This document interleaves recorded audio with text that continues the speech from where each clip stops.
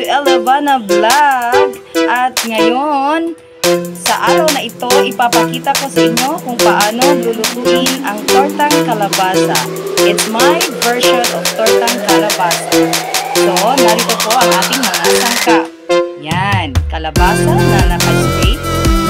Mayroon po tayong onions, tomatoes, garlic, sweet ground pepper, syempre, itlog or eggs, and the flour.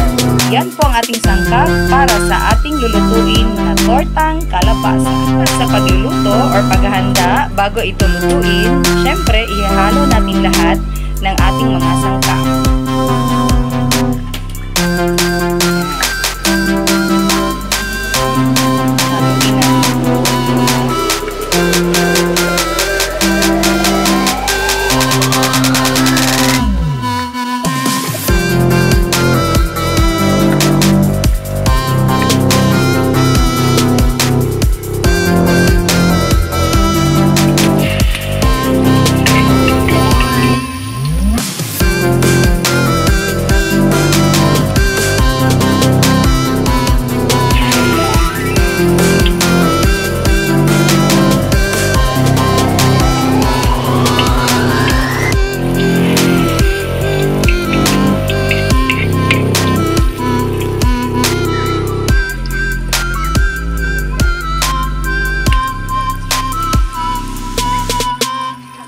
Yan, luto na ang ating tortang kalabasa. Pagkatapos iprito, yan, luto na siya.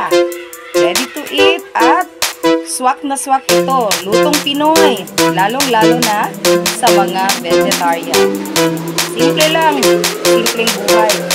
Sa simpleng kalabasa,